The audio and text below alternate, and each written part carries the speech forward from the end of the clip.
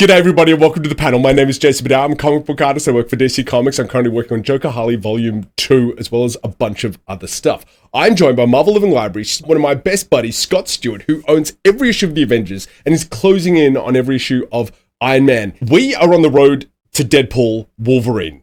And we are going through all the early X movies and we're doing them in chronological order following Wolverine's appearances through the X-Men films. Do you remember what Except for the ones that don't exist. We have Wolverine Origins, X1, X2, The Wolverine, Days of Future Past, Logan. And that is the end of our Wolverine trek. And then we move on to the two Deadpool movies. And hopefully we will be completely prepared for Deadpool Wolverine. There's just going to be massive spoilers today. This is a deep dive, which means examining every part of the film from start to end. And so you should know, spoilers is your last chance. Logan. This is a really interesting film. So this movie is loosely based on this graphic novel by Mark Millar, Steve McNiven, Dexter Vines, Mark Morales, and Jay Leiston, and the legendary Murray Hollywell on colors with Christina Strain and Justin Ponsa, Jason Keith, Nathan Fairbairn, and Paul Mounts. Like, everybody worked on this. I did not read this again before the stream. And honestly, this movie is not loosely based on Old Man Logan. It's vaguely inspired by Old Man Logan is probably the more accurate way to put it.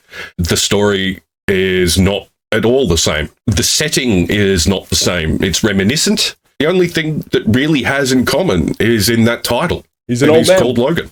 Got old. If you are a Deadpool fan, I actually think you might enjoy this. It has that sort of irreverent take on the material that a lot of people like. We are far more reverential towards the material. That's not to say we're pearl clutching about stuff. And as I said, I read it. I recommend people go read it. I'm just not going to reread it again because it's just not the sort of well that I want to go back to. I'm not a one-off comic story. It had a few laughs and yeah, future stories are always non-canon because eventually the publishing machine will get to whenever it's set. In Logan, Wolverine's driving a car that was released this year. And the whole movie is set in 2029, which is only a few years away. So it is very much a near future. I got to do a little bit of work on this. When we talk about dates, I was actually working on this in 2016. And one of the things that I get asked to do is pre-visualize stuff for advertising. So there we go. I get an hour, 2 hours per one of these boards. I had very little time to work on this for the number of boards that I had. What I'm doing is a lot of photo bashing. What I'm pretty much doing is grabbing photos. As you can see with the limousine, it's just like a photo or a 3D model of the limousine that I just cranked up the contrast on. Logan himself is probably a head that I drew really, really nicely and then just pasted it on a whole bunch of different bodies. I had access to nothing for this. I did not even have any reference for Dafne Keen when I had to draw this. This shot of the Wolverine cover was quite fun. I believe the idea from the creative director was to do a bunch of in-world comic book covers to get people up to speed on the story, and they just wanted to start with a classic Wolverine cover. Again, I do not have much time at all, maybe a couple hours to draw something like that, so I'm just speed drawing. I think this was for the website, and I think this actually went live. The idea is that it is an X-ray, and as you move your mouse over Wolverine, it would show you what injuries he's had there, where he got them, and then necessarily show you a clip. The idea in the movie is that Wolverine heals, but his body just still leaves a scar. So being able to go through that history would have been really fun. Awesome work, man. The trick is not using photos. The trick is making the bits that you have to draw look like the bits that you've used photos. The bits that aren't photos that are hard to pick up and make. I should mention too that all of this work was assisted with Jessica Salehi on this job. The bottom right corner, that smelter down there, which she did the quick line art over. Thank you, Jessica, for helping me meet these deadlines. So this is an interesting movie. What did you think, Scott? I love this movie. Unapologetically, full-throatedly, without reservation, loved this movie from start to finish. I'm sure there are some things you can pick apart, and like every X-Men movie since the first, there are some things that contradict previous movies, and if you get into the minutiae, maybe it's a bit silly and derivative, but I don't care, because the craft on display is exemplary, the performances are exemplary, the script is really solid, it works. It's a good movie on its own terms, before you get into the fact that we get fan service moments like actual Wolverine Berserker rage. I put it up there with the Guardians movies. It's a superhero movie that is reverential to the comic books where it needs to be and goes in its own directions to tell a truly emotional story when it needs to. And Guardians are probably amongst the best of the superhero genre in cinema, and Logan's right up there, if not the king. I have so much to talk about with this movie because it brings up 1,001 ideas that I just really want to run by you and unpack. I have been trying to figure out why I do not love it. I like it, I do not love it. And I've been really trying to figure out why. Unlike the other movies that we've done, the X-Men movies, I'm not going to nitpick this. I think this script is generally fantastic. And the few things which I've seen other people like nitpick at, just tiny things like, oh, so a Cybertruck causes this entire side diversion. Like, I feel you need something stronger than just a happenstance accident, but it doesn't matter because what happens on the side is so important and so necessary and so emotionally true that it doesn't matter how it happened. And they're going to go back to the Pixar thing. Coincidences are okay to get your heroes into trouble, but not out of. And I think in this case, it follows the Pixar rule. I don't have a lot to nitpick when it comes to the script of this movie. I think like James Mangold's story, Scott Frank, who we know from The Wolverine and also did The Queen's Gambit and Minority Report and Out of Sight. And Michael Green, on one hand, has done Logan and Blade Runner 2049 and created American Gods. He wrote all of Kenneth Branagh Poirot adaptations. But then on the other hand, he did Green Lantern. I feel like the guy learned from his mistakes. He also worked on Heroes, which I worked on Heroes too. And he also worked on Alien Covenant. I got to work on Alien Covenant too. You were saying earlier, the only thing it shares with the graphic novel is Logan being old. What did you think of the way they did it? Really well. Hugh Jackman had aged, and they allowed just some of his new facial features to appear on film rather than smoothing them out with makeup and sometimes de-aging effects. It really showed this character that we had been on a 18-year journey with. There are people that grew up with Hugh Jackman's Wolverine and are now 21, 24, 25, seeing this in theaters, watching this character who'd been a part of their childhood age and die. I'm a little too old to have gone into it with that sort of appreciation, but I can only imagine how the film landed for that generation. I loved the way that they made Wolverine old. And just the idea of having the long-term problems with his powers. They really went in so deep. And again, I joked with The Wolverine, which James Mangold also directed. He hates a fully powered Wolverine. Like, I think this guy's nightmare would be if someone offered him Superman. Because for him, his hook into Wolverine is seeing Wolverine in pain. In this case, not just physical pain, but also mental pain. And I really love the adamantium poisoning. Oh my God, what a fantastic idea. I love the idea that he can't extend his claws. Like, one of his claws just won't pop out anymore. And that scene where he has to pull it out is just so visceral and wonderful. I love that he can't heal properly, that he gets scars, and it takes him a lot longer too. I think that's just tons of fun. And then the constant pain and the drinking to deal with the pain and the mental pain, his depression. And I really want to get into his headspace later on because I think it's just fantastic. Amazing credit to Hugh Jackman for the performance. Just such different levels he had to bring that he'd brought to it in the previous appearances. Yeah, he was working out sometimes 4 hours a day, 6 meals a day. He was saying it's the hardest ever he worked out for. Most of the previous shirtless scenes, he'd be going 36 hours without drinking. He would do 48 hours without drinking.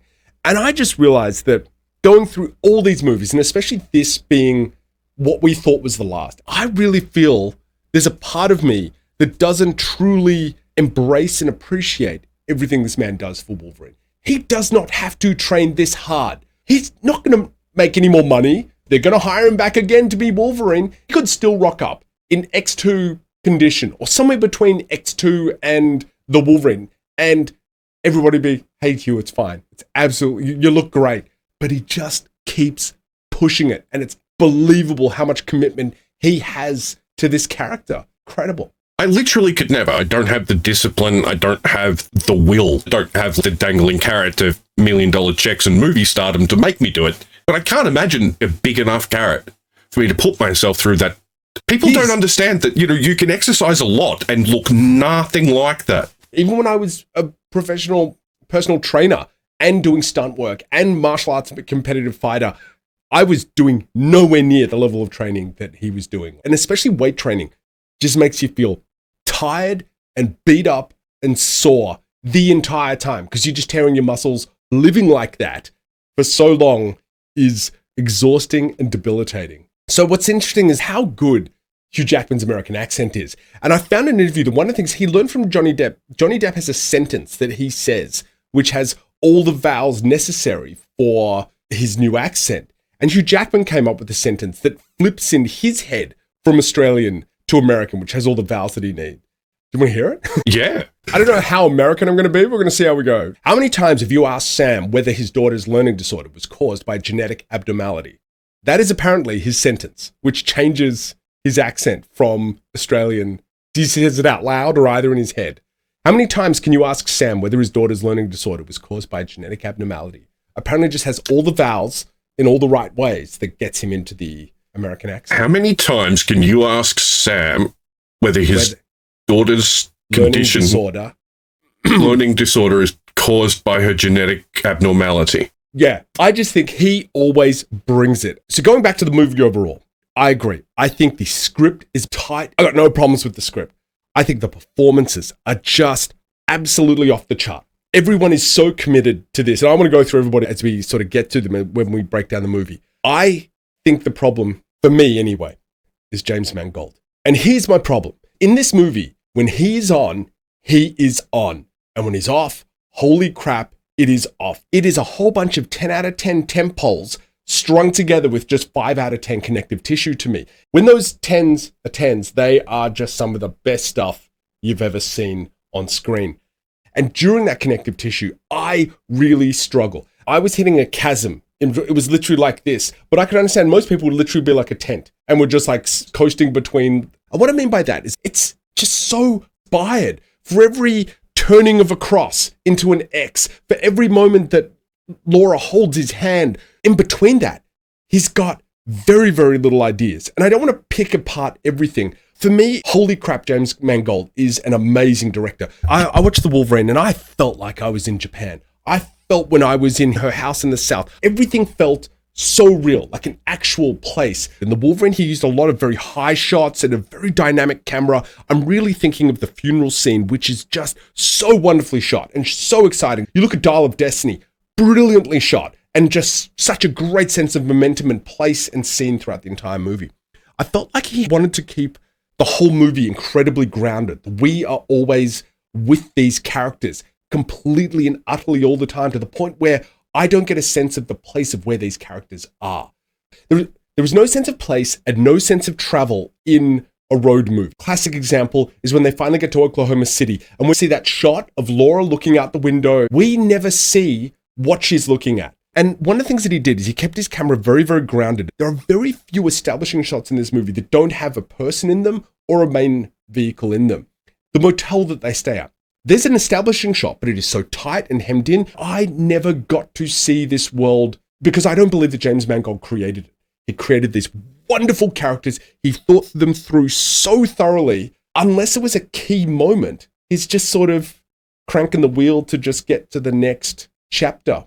And I really felt myself just falling off constantly as I was watching this movie. Wow, that's a great take. That's very nuanced and makes a lot of sense on first being struck by it. There are places he establishes really well. The home in New Mexico that Logan, Charles, and Caliban are living in is very well established. Why? Why?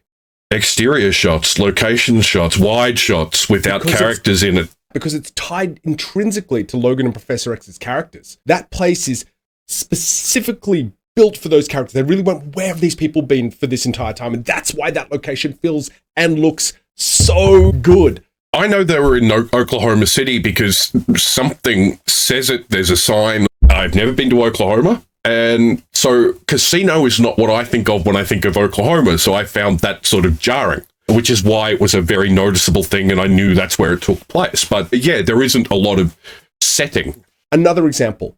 This is the most uninspired near future that I've ever seen in my life. It is so banal. The drones look like our drones, or the cars look like our cars, except for Cybertrucks. There is nothing to this world that makes it feel like it is a near future, that is in any way, shape, or form a place that is interesting to me. Again, this is one of those things where Mangold was like, oh, we need to make Wolverine older, so we're going to set in this age. And him and his team have just thought so deeply about the characters in that time. Not a thought for the world. It is just absolutely boring. There's no part of the world that is visually interesting to me or innovative or different. Phones look the same. Everything looks the same. You have a light up thing on the dashboard on your car for your license. That's basically about it. I would argue that fits the milieu. This is a depiction of a world in decay, and it's all the same. It just looks older, is exactly what they were going for. There are a few things like the front of, which doesn't look like any car that we recognize in the current day. Odd bits of tech. But no, this was very much a future and a world in decay. I was using that to think of near future movies that have some sort of aesthetic. And there's not many that I can really think of that are still so grounded. Robocop? Yeah. Because this is the exact aesthetic the original Robocop presented. The future, there are some new shiny things that rich people have, but the actual world we live in is stagnant and decaying. Robocop's world building is 10,000 times better than this movie's. I'll buy that for $1 ads. The graffiti on the walls, I haven't seen Robocop in a very long time, but one of the key things about Robocop is the sense of the city the Robocop is in, of the people. And while some of those choices were very bold, there were a lot of choices that are very subtle too, that enabled us to actually get a sense that this is very much a near future. This is not a Minority Report where everything's sort of clean and perfect and stuff like that. It's a very dirty future.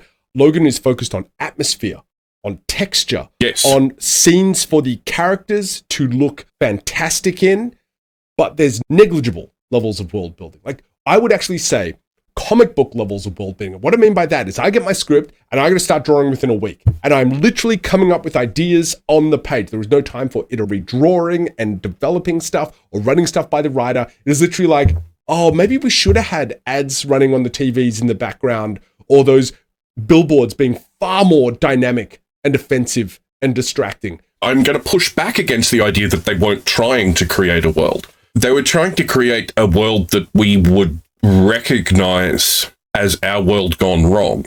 It obviously didn't work for you, and I can't argue you out of that opinion, and nor should I be able to.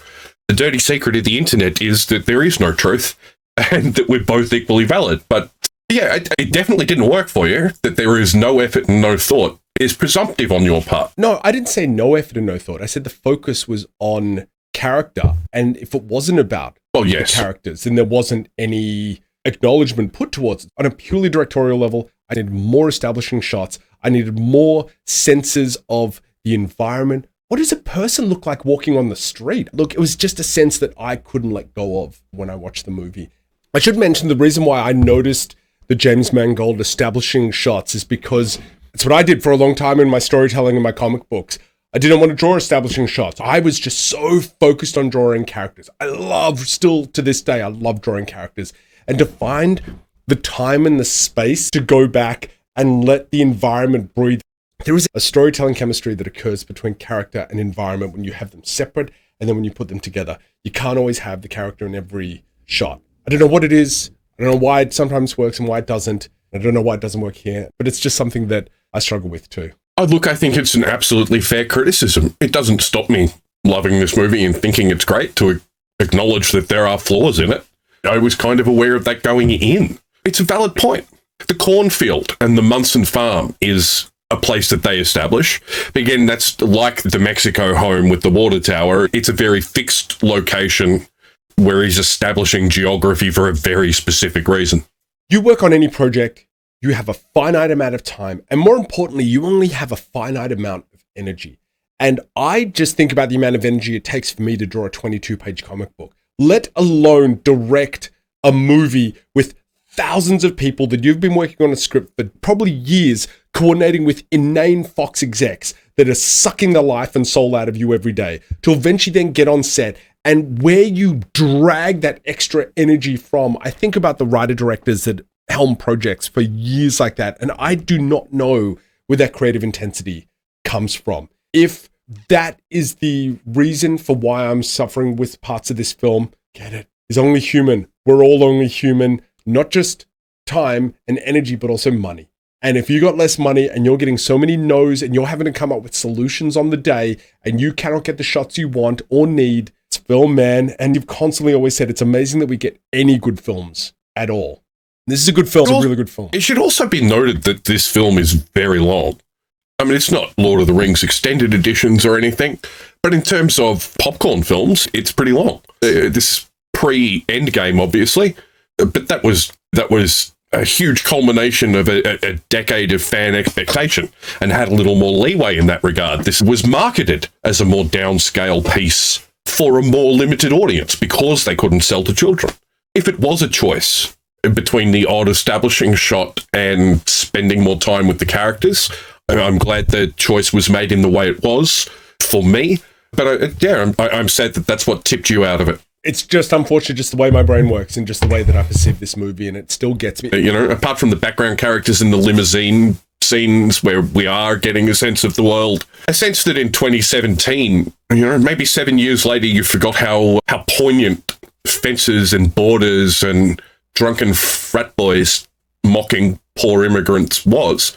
There was a world there, and in a low budget, I'm happy for those gestures at the world. That's enough for me. I guess in terms of like the greats of cinema, I can see your complaint. It doesn't compare to The Lord of the Rings, but it's not trying to be. But when I think of similar movies that are intimate, something like Her, Joaquin Phoenix and Scarlett Johansson, that is a very intimate, character-based movie set in the near future that has such a sense of the future. Spike Jonze and his team just created a world that was so well realized that also fed into the characters too. You got 3 wonderful tentpoles in this movie between the characters, the performance, and the writing. To have the world there also would have just really just brought it up to the next level. Even some sort of acknowledgement of mutants. I remember watching X2 and seeing in the background protests against mutants, but I never got a sense there were even mutants in this world. Well, again, they get this out of the way early in the limo scenes. There's news and radio and people complaining about the state of the world. The ice caps are gone. Tigers are extinct. And why are we talking about mutants in the year 2029? We know this movie is set in the year 2029 because mutants haven't been a thing for 25 years. We don't talk about mad cow disease every day in our society, even though this was a really big concern about 25 years ago, because it's not anymore. It's been a quarter of a century. You might occasionally get some random old dude mention this thing and bring it up out of context, which is how it's presented in the film. This is not a film with the same sort of budget they've given any of the previous X-Men films. It had a much reduced budget because they got the R rating.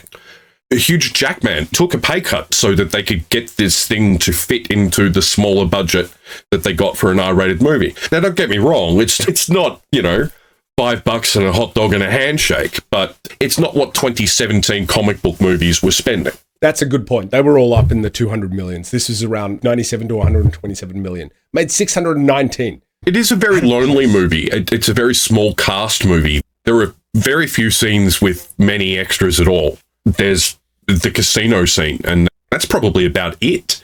I want to get to my only nitpick with the script. Only thing that doesn't make sense to me. Adamantium bullet. He has taken 2 adamantium bullets to the head in the past, and he was fine. Why would this one kill him? Healing factors failing. He's old. Okay, yep, sure.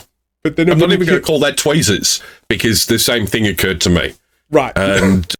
And as much as I've spent the last 10 minutes going, but they did do this tiny little thing that you said they didn't do this one. That was the only one that I was like, come on, guys. It's the only thing we've seen previously established in a movie that will not kill him. And even with his weakening healing factor, and even if that would kill him, it wouldn't kill X-24 by that logical extrapolation. That's my only nitpick. Let's move on, because this film's so much better. This film is so much better than the X-Men science in a universe that this stage has already been internally rebooted once. And there's enough in this film to infer that it is, in fact, a different timeline and universe than the rest of the X-Men films. If you want to put it into that sort of multiversal, everything must make sense, everything canon is canon type logic. This is not the same Wolverine that came back at the end of Days of Future Past and saw Jean and Scott. What would have been 9 years before the setting of this movie. There is a very strong argument within the movie itself that says that the movies never happened, or if they did, that they were just a fantasy of what never happened actually. So the idea that Logan could be killed by this Logan could be killed by an adamantium bullet. Again, I'm cool with it. The movie's good enough. That is one of those things that I just think about afterwards. Holy God, there could have been something else. Even for him to be like, this bullet does blah, blah, blah, blah. And you'd be like, oh, okay, this is a special bullet. I'm okay with that. Like, just make up some crap. Adamantium vibranium hybrid. Right. Alloy. Right. Yeah, something little like that didn't directly contravene what we'd already seen and what had been established. I absolutely agree with that point. That has like a dragon's breath round in it, so it ignites in his head, or it has like white phosphorus inside it. And you're just like, okay, like, I believe that. Like, it is... It contains a particle of the Phoenix Force that Jean left behind. I'm sure that's exactly what James Mangold wishes that he came up with totally for the movie. Oh, definitely not. Definitely not. I really think James was really happy to leave the X universe out of this, so he could focus in on the characters. And as fans, one of my pet theories that I'm sort of working through in terms of processing my life at the moment is that back in the day, fans used to support a property and build headcanon to make sense of it all, make it better. And a lot of fans these days seem to spend their time holding things hostage to the past to tear it down because it's not the thing they enjoyed previously. I think you've nailed something on the head here with the adamantium bullet being pretty weak fans. But there's a lot of good fan service in here too to make up for it. And an actual Wolverine Berserker rage, even if that was the only good moment in this film, is great fan service. There's just so much more than that. I just think whenever Mangold is on, and he's on for the opening of this movie. Do you see what I did there? That's a transition, people. The opening of this movie, every second is such dense storytelling. It is off the chart. Like, every frame is a painting and telling you 5 different things. I've now watched it 3 times and I pick up more stuff every time. I didn't even realize that his claw didn't come out on the first time when I watched it, and he's looking down at something, and I noticed, oh my God, his claw's not coming out of his hand. And they managed to get the jump on him because he's having erectile dysfunction issues with his third claw. It's only when they actually damage the car that he cracks the and starts killing them. Up to then, he's trying to talk them out of it, doesn't want to get into it, just please move along. From the moment that it opens on his busted ass face and the title comes up when he's lying there on the ground in a pool of his own blood, and you realize this is going to be a totally different Wolverine movie. And you got the sloppy fight and you got the gore and you got him protecting the limo with his body. But again, everything I care about dies or gets hurt. That is why Wolverine has shut himself off from the world and is the only thing he cares about, and he can't even protect the goddamn car. That's where this Wolverine is at. And again, that's one of those things that I got from watching it the second time. The music is also so non-celebratory because we see probably the most visceral Wolverine fight that we have ever seen. And it is not celebratory in any way. We got way more than we ever hoped for with X2, and it was sort of a downer. And it is this entire team coming out absolutely swinging with the start of this movie. It's amazing. I'm sorry that a movie presenting the brutal murder of people made you feel like that was a bad thing. We are normally so celebratory of violence. And every time that we've talked about it, we talked about how one of the biggest things that the Wolverine missed out on is we never got a Berserker Rage moment from that. This is a trope, I believe, of Wolverine that we've always wanted to see. And then we get it. And it is this giant wet fart, basically. You're hoping for this fantastic burger and you get this 4-day-old quarter pounder that's been sitting outside for a while, and you're like, I guess it's a burger. This is perhaps not what I wanted, but it also is. I wonder if that is both deliberate as commentary and deliberate as setting up the catharsis you get at the end of the movie, where we do get the celebratory Berserker Rage and permission to enjoy it. Hey, how you doing? Sorry to interrupt. Agree? Disagree? Agree to disagree? You know, if you would hit that like button, it'd be like cranking up the healing factor on this channel. Or if you want to keep catching up with Scott's and my conversations, please hit that subscribe button. Okay. And then we cut to the James Mangold tradition of Wolverine in the bathroom, and holy cow, Hugh Jackman is just ridiculous in this scene. He is so cut, and I love the idea of him forcing the bullets out by flexing them out. It is a really good touch. And Mangold just... we saw what he wanted to obviously do in the Wolverine, and now he's like, oh, they're letting me get to do an R-rated movie. There is a quote from James Mangold about R-rated movies. And I quote, "For me, what was most interesting in getting the studio to okay an R-rated movie was something entirely different. They suddenly let go of the expectation this film is going to play for children. When they let go of that, you're free in a myriad of ways. The scenes can be longer, ideas being explored in dialogue or otherwise can be more sophisticated. Storytelling pace can be more poetic and less built like attention span deficit theater." I don't know if what I saw on the screen was that. I saw some R-rated stuff, the language, Laura cutting herself. He's not talking about content. He's talking about permission to have 15 minutes of the film being about saving horses and corn farming and a normal family with normal family relations meeting another family with weird family relations. There was a reason no scene like that was ever in X1 or X2. You're 100% right. There is absolutely no way that would fly. And no, you're right. You're right. Most of Martin Scorsese's films are R-rated because he's like, I want to shoot them in different ways. I want to deal with scenes that are not for the mass market. I need adults, bums in chairs. So the other thing that makes me angry about all these movies, James Howlett, why on earth, why do we keep bringing this up? And I have a crazy question for you. In continuity, let's assume this movie happened in continuity because there is a lot of argument that it did not. Looking back on the movies that we've watched and the ones that we have forcibly tried to purge from our brains, when did Logan learn that his name was James Howlett after the adamantium bullet? Days of Future Past, because he transmitted himself back to his previous self before the adamantium bullet, before any adamantium. Maybe he gleaned something then. She definitely called him James when they woke up in Jimmy, bed. Yes. Oh, Jimmy, yes, you're right. But why would you not think it's a fake cover name? Whether it's fake or whether it's real. I guess my point is that the goddamn movie is called Logan. Logan, for 99% of his continuity, it's probably less now, so this is a percentage that is going down, has been known as Logan the entire time. The goddamn name of the movie is Logan. Who is this James Howlett character? I don't know him, never knew him. If you never read Origins, you'd never know that his name was James. Nobody calls him James in the comics. Like, again, 99% of the time, he's called Logan.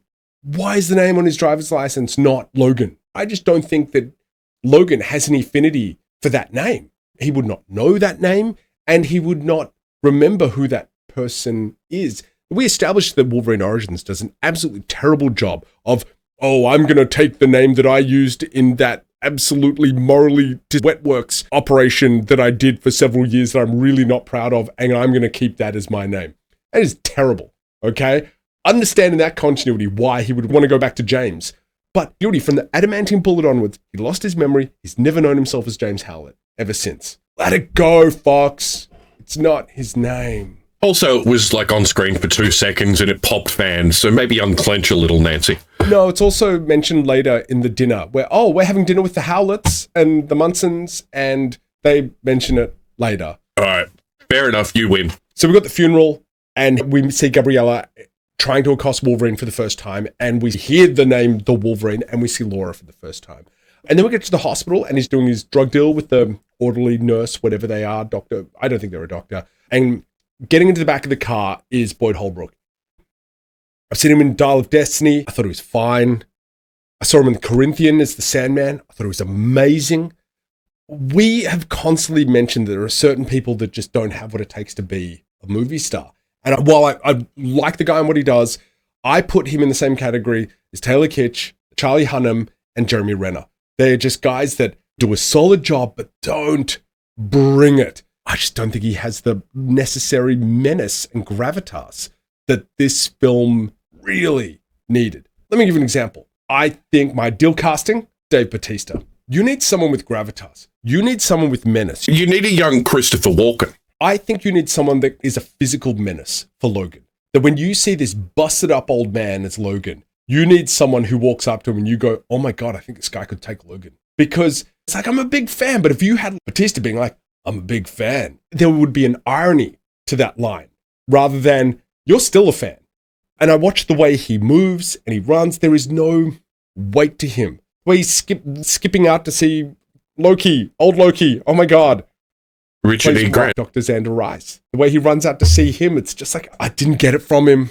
And that really hurt the film for me. As a little more familiar with Donald Pierce from the comics, I didn't mind that he was ultimately a bit of a coward and there to look impressive and then step back when the actual action started, which is what he did when he first engages Laura at the water tower. But then to follow that logic through, if he was such a coward and so intimidated, why would he go one-on-one with Logan to his place? Why would he get in the back of the limousine? I put this character under the banner of James Mangold had not fully thought out what this character needed to be to create the proper texture for a movie. And here's the thing, we create stuff all the time. We don't know. We think we get a great vibe off an actor, we get a great reading, and then you put it all together and you go, oh, that's not the piece I needed. Like, I don't think I'm telling James Mangold anything, but on the other hand, he does love Boyd Holbrook because he cast him again in Dial of Destiny. I don't think the guy was the right thing for this movie. I think you needed someone that was physical, that could intimidate Logan. He strikes me as a guy who has a lot of personal charisma, and in the role as a heavy, maybe had to dial that back down. Can I give you another example? The one that really killed it for me, and this is a film that has so many problems to begin with. The Predator. Shane Black's recent outing, he was the main protagonist of that movie and just could not carry that. I think the guy has roles out there. I think he was so good in Dial of Destiny. I thought he was amazing as the Corinthian. If you've not seen The Sandman, he's really worth watching as the Corinthian in that. I just think you got to bring someone that can bring it to Hugh Jackman. To have Liv Schreiber, you got to give me somebody that is on that tier. Maybe the movie knew that. Maybe the movie knew that, and that's why the big bad was just Hugh Jackman again. Maybe. I think that would have been a wonderful escalation if you'd already had a guy that could kick Logan's butt. And then you have him being scared of this other guy. You realize just how out of depth Logan is. Because the threat that he presents is the momentum for the majority of this film. And when Logan runs, I'm like, why are you running? I'm pretty sure you and Laura right now would be pretty okay if you just threw down on these guys. But if you had him putting down Logan himself, you'd be like, oh, Logan, you better run, bud. And I also put this down at the design, where you see a cybernetic hand. It's like, I'm sorry, I've seen Bucky with an entire cybernetic arm punching Cap's vibranium shield. Am I supposed to be scared of this janky looking thing? That looked more like a disability prosthesis than an actual weapon. There was no threat there. I was like, am I supposed to feel sorry for him? Like, is that a limitation? I agree that didn't land, particularly because it was teasing the Reavers, who from the comics, one of the dudes is like a torso on tank tacks. These are insane cyborgs with wild looks. I remember Bonebreaker, Pretty Boy, Skullcrusher, Reese, and somebody that nobody ever cared about. The Reavers were just like a bunch of cyborgs sent after the Uncanny X-Men, and Donald Pierce was sort of there. I mean, we think about the Robocop parallel, but he was really Miguel Ferrer of the Reavers. He did not do anything. And I guess what I'm saying is that is fine when you adapt characters like that. But when you have someone needing to be the momentum threat for the first half of your movie, you got to give me something more than whatever Boyd Holbrook was built up to be in that movie. Because not just Boyd's problem, it's the way everybody else, it's everything else behind him. As he crosses the border, we actually get a really good establishing shot of the industrial wasteland that is Mexico. A few more of those, just plates of the environment. I would be like, oh, I think I can really start to put together a world. And we get to his farm, which, as you said, is so beautifully constructed. I still believe this is the best performance I've ever seen Patrick Stewart do. Every time I watch it, I think it just gets better and better and better. Just absolutely amazing stuff. There are moments in Next Gen where Sir Patrick Stewart's talents and range are allowed to come to the fore. A lot of time during those 176 episodes where he's just Captain Picard. Not a stick figure, not a shallow character, and not even a one-dimensional character, but a very fixed character. And he didn't get a lot to do in terms of range in any of the films he's appeared in. Days of Future Past, he got to do a little bit more in terms of range, but only through the plot mechanism of interacting with his past self. Here, my God, he gets to go to places that you never go to in adventure fiction, in genre fiction, which is why this movie is actually kind of important. Even though it's not 100% original, it introduces these themes to consumers who wouldn't necessarily consume these themes if it didn't have Sir Patrick Stewart doing it as Charles Xavier. I was talking about that I didn't feel that the nemesis, the antagonist, was driving the film at this point, but holy God, Sir Patrick Stewart and his relationship with Hugh Jackman is absolutely the heart of the film. And that was what was propelling me forward, this compelling relationship that I just can't stop thinking about. First, you get the amazing idea of what if the most powerful psychic brain in the world has and Alzheimer's, and seeing the degrading of that. Brilliant idea. Right up there with Wolverine getting adamantium poisoning and his healing factor not working anymore. Then you have the idea that his first seizure killed 7 X-Men and injured 600 people. And he does not remember it. And what does Logan do? Everybody around me, I hurt. This is what I do. I don't be around other people. I love this man, but he is hurting everybody around him. I cannot let him know what he has done. I have to protect him from that and protect the world and look after him.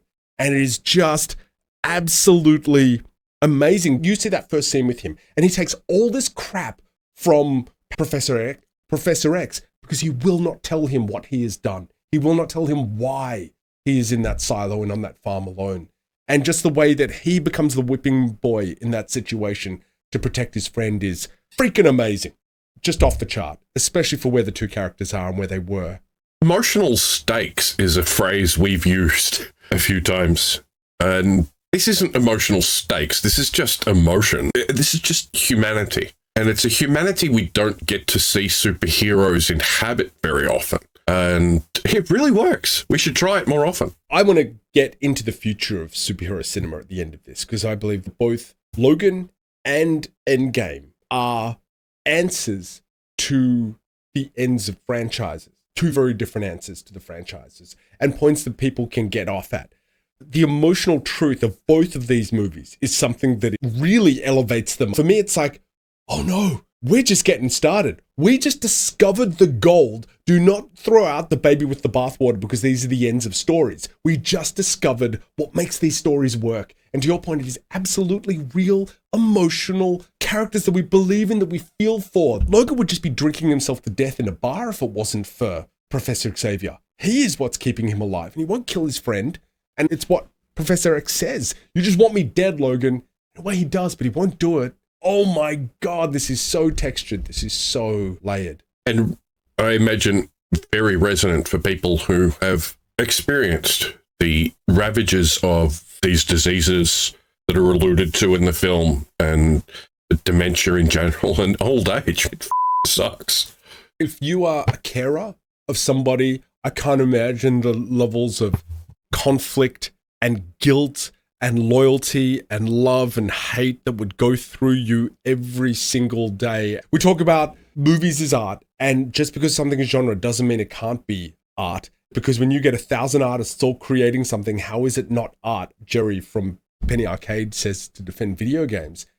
This is exactly the case, and this made me understand that sort of relationship that palliative care is. Using characters that we're familiar with to tell these types of stories, it makes them more accessible and more affecting for an audience that would bounce off them. Hundreds of thousands of people saw this movie, would never have seen it if it was just Hugh Jackman and Patrick Stewart as original human characters presenting these issues, even with the same creative team around them.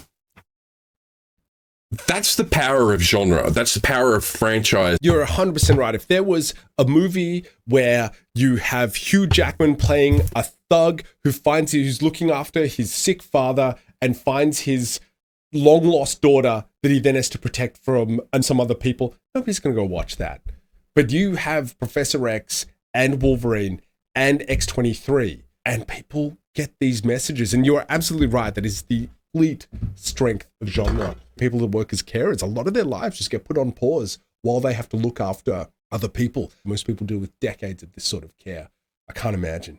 Just can't imagine. I'm lucky to have never had to do it, but I know people who have, and your life is assumed to theirs for years, and it never ends well.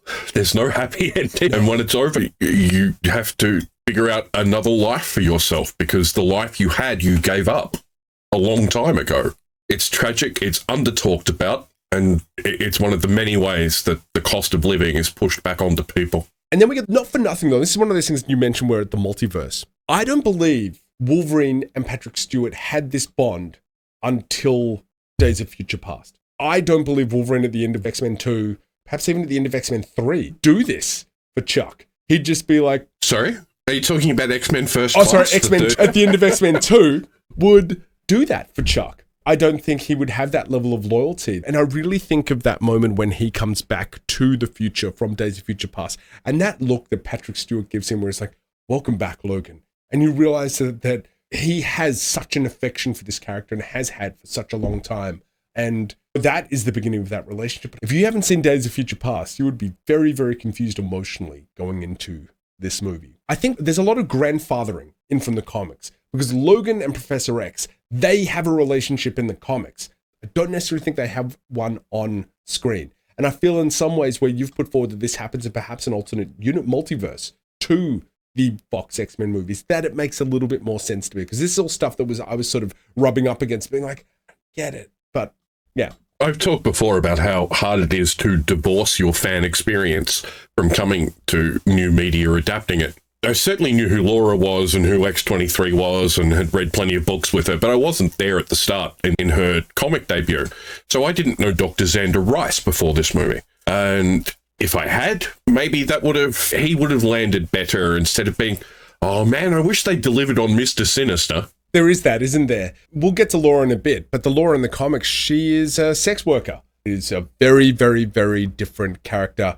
Every choice they made for Laura, I'm sorry, Mr. Quesada, who I believe co-created her, I think it's a much better take on the character to go younger. Sex worker? Yeah. I'm pretty sure X-23 is I'm pretty sure she's canonically like 15. Yes. Please don't tell me both things are true in the core 616MU. That's awful. It's in the third issue of with Josh Middleton drawing. Here we go. A second vision tells them to visit the Hotel Brazil, where they find X3, who is working as a prostitute in a compromising position, standing over her John, whose suicide she had just witnessed. Yes, that is the scene that I remember. I've never been glad not to have read a comic before. I'm just going to sidestep this because I just think everything about that was totally just really terrible decision. I could be wrong about her canonical age too. Characters created by writer Craig Kyle for the X-Men Evolutions television series in 2003 before debuting in the NYX comics series in 2004. I don't know how she was in the Evolution series, but I'm pretty sure she was a character. I'd have to imagine it was like 13 years later, like she took over the Wolverine book, and I'd certainly met her before that, but yeah, she definitely seemed younger.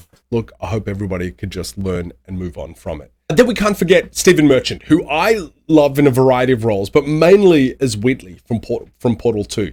He plays your little companion along for the ride in that, and he's just absolutely wonderful.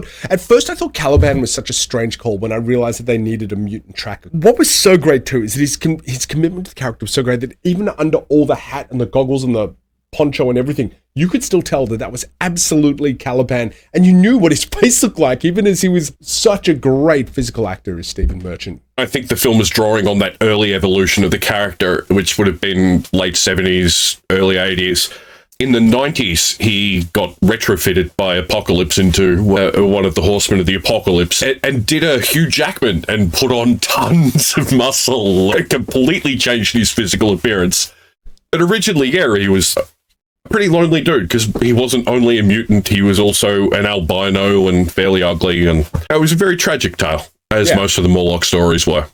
It's just unfortunate that at a certain point he just gets written out of this movie and does nothing. His only point is really to allow the Reavers to find James and Professor X and Laura at certain points. See how weird that sounds to me, just calling him James? It's stupid. His name's Logan. So anyway, in James's room, we see like his claws are not fully coming out, and it's just an amazing scene that I was talking about earlier.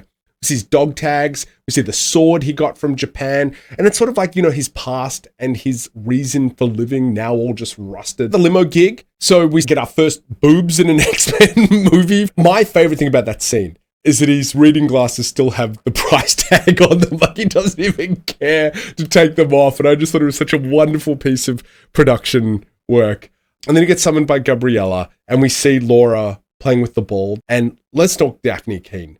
My godfather. This kid. So often, kids are just irritating as hell in movies. They're smarmy, just get off my screen. This kid, holy cow, man. What a showstopper. In a movie filled with great performances, it's rare you find a child actor who stands up as equals amongst them. And yeah, Dafne Keen totally knocked it out of the park, brought such emotion to the role. You completely believed her as this feral animal murdering little child, and as the girl who had a heart enough to cry over this father she knew for 2 weeks. Hugh Jackman has been really cranking his career for like 17 years. Sir Patrick Stewart has been a thespian of the highest order for the longest time. And she was in there absolutely holding up her end of the table with these two greats, just as high as them. It was shocking. How do you find a girl like that can then bring so much physicality? And it's not just her, it's her entire stunt team. The three girls, Rissa Killar, Marissa LeBog, and Naya Murphy, just everybody creating that performance, the physicality, Mangold's direction, and the fight choreographer's direction, everybody involved.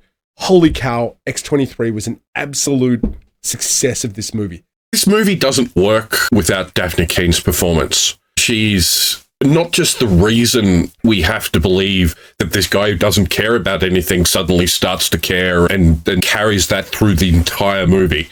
But she's the climax. She's the final words we hear. Oh my God, that moment, that eulogy she delivers. And how do you thread the needle through so many different needs to being feral, not speaking English for most of the movie, and then that feeling naturalistic, and then finally speaking Spanish, then speaking English, and then transitioning to way her relationship with Logan also. We see her being largely sort of indifferent to him at the start, and then by the end crying over him, and that daddy is just wow, she's good. She's really, really good. Sorry, we're talking about this as I'm watching her tilt the X over the grave on the screen in the background. Oh man, it's just, even to think about it is just wow. Like, yeah. Wow, when you think about, and this is again what I talk about, James Mangold, when he has an idea and he knows what he wants, James Mangold is totally fascinated and motivated by the characters in this movie. He knew we could rely on Sir Patrick Stewart. He knew we could rely on Hugh Jackman. He somehow found Dafne Keen. And his indifference to the plot of this movie is sort of almost physically embodied by Boyd Holbrook in it, who is doing his best, not given a lot to work with, and not, I would argue, at the end of the day, not the right piece for that puzzle. And this is not to diminish the man's abilities, but rather that some people just aren't right for certain things. And I really feel like James Mangold, when he knew what he wanted with the parallel of the Shane movie to the eulogy, and it just clubs you so hard. It's brilliant, brilliant film. For all my faults that I had with the movie, I believe that James Mangold's intention was emotional, and I was emotional at the end of that movie. To defend a little bit the Holbrook casting, he is filling a classic Western role, which is the young, arrogant gunslinger who thinks he's the equal of the old master. And there's been no pretense by the filmmakers that they were heavily influenced by certain Westerns. They put one of them in the movie. They were that concerned with those themes and that aesthetic. It's so funny when I say in a superhero film that the plot is the weakest element and the character stuff is the strongest. My God, I'd still take this any day of the week over everything that we've seen before in the X universe. Is that stuff more fun? Sure. Is this better? Yes. Does everything need to be fun? No. Does every superhero movie need to hit the same story beats? No. One of the reasons this stands out and is so well regarded is it's something different. And it's one of the strengths that superheroes actually have is that you can put them into other genres and they work really well in those genres. You can put them into science fiction, you can put them into westerns, you can put them into horror stories. And so few of the superhero films we get are taking the chances, mixing those genres. One of the strengths of the early MCU is that we got the monster movie with the Hulk, the science hero with Tony Stark, the war movie with Cap, the Shakespearean operatic type vibe we got with Thor, and then we brought all those together. And it almost seems like after that we forgot that we were drawing from all these sources. It feels true, even though it's not technically true, because you look at Winter Soldier, which is clearly drawing from espionage films and action thrillers. But again, that's a really good movie that people enjoyed by bringing in those genre elements and giving us something we hadn't seen before. I never realized that the Avengers is almost like a cake made up of 5 completely different slices of cake that somehow works all together. And you're right, they are all completely different genres. And the problem with modern superhero films is that they just have superhero films. A classic example would be the Ant-Man movies, where they started as heist movies. And one of the things that I said to you, my big problem with Ant-Man 3 is that it wasn't a heist movie. It's just a superhero adventure movie with their own weird technology and weird conceits. It's now where it's like we're stuck in superheroes being the thing, whereas earlier we were trying to figure out how to make superheroes work, and we borrowed from all these other places. The secret superpower of superheroes.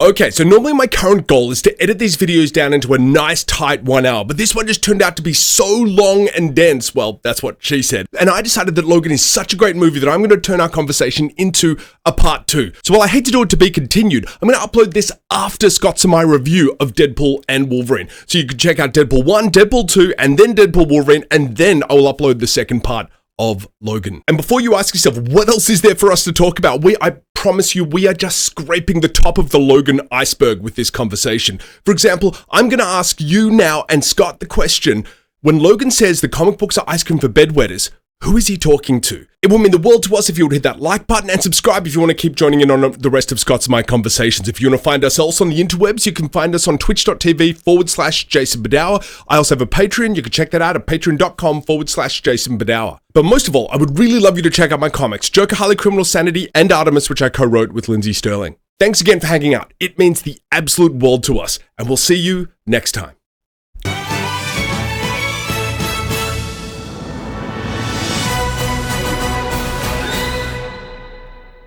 There are 2 reasons why me, a comic book writer and artist, has partnered with Notes and Clips, a stationery company. 1, they make great stuff. And 2, Rob, the panel's Destiny 2 guru, is the co-founder and fulfillment officer for Notes and Clips. So if you're looking for a present for yourself or for someone else that is actually made by an honest-to-traveler Destiny 2 gamer, then look no further than Notes and Clips, my fellow guardian. Notes and Clips are a small family fire team designing, selecting, sourcing, and most importantly, personally handcrafting fantastic stationery, organizational stickers, and pens. Notes and Clips is just the perfect present for anyone you know, like buying someone an exotic engram, IRL. Let me show you their awesome stuff. You've got these awesome stickers that are so much fun for someone younger, while these stickers are perfect for someone just trying to survive being an adult, or maybe who's getting married. I honestly believe that all big events should be planned for with these planner journals and these stickers. That way you'll not only have the amazing memory of the event, but you'll have a beautiful journey to remember it by. And these stationery boxes are perfect for birthdays, end-of-year holidays, or just plain saying thank you on Mother's Day, Father's Day, or heck, even for that fire team leader that watched you flail against a wall for 40 minutes on Whisper of the Worm. Thank you, Rob. Notes and Clips have almost 30,000 missions under their belt and around 6,000 reviews that would make even Cade 6 blush. Rob will get your order and will personally transmit it to you. How soon depends on what you ordered and where it's going. Here's the breakdown from this side. Buy someone you know something nice and know that you're supporting a fellow Destiny 2 player and their family at the same time. I don't care how many times Rob holds me through Volta Glass trying to get me Vex Mythoclast. I still don't have it, Rob. I am an artist, and I have a rep, and I'll put it all on the line and say the quality is so flat out incredible that Ada's Loom will be jealous. Meanwhile, the price is quite frankly a steal. And if you use the code BADOWER25, you'll get the largest current site-wide discount. That is Rob's and my shout out to a fellow guardian. Notes and Clips are your go-to gamer present for non-gamers, like a stealth gamer present. But you'll know, I'll know, but they won't. Thank you, Rob, and Notes and Clips for all your support. What do you got there? What are you drinking? Well, this is called a growler, and it's a bit of old school Australian drinking arcana, but it made a comeback in the immediate post-pandemic period, or still very much in the pandemic period, for takeaway tap beer. This one came from CUB, one of our dominant breweries in Australia, and I use it to help my publican friend when he wants to empty his keg so he can load in a new one. You are just such a generous man, just taking that on. Drinking 5 litres of a 9% IPA inside a couple of days is a challenge. I'm not going to lie. Wow. That is a challenge. Well, mine is filled with this beer. Holgate is a brewery just up the road in Woodend, and it's an Imperial IPA, the Millennium Falcon. That's fantastic. That's pretty good.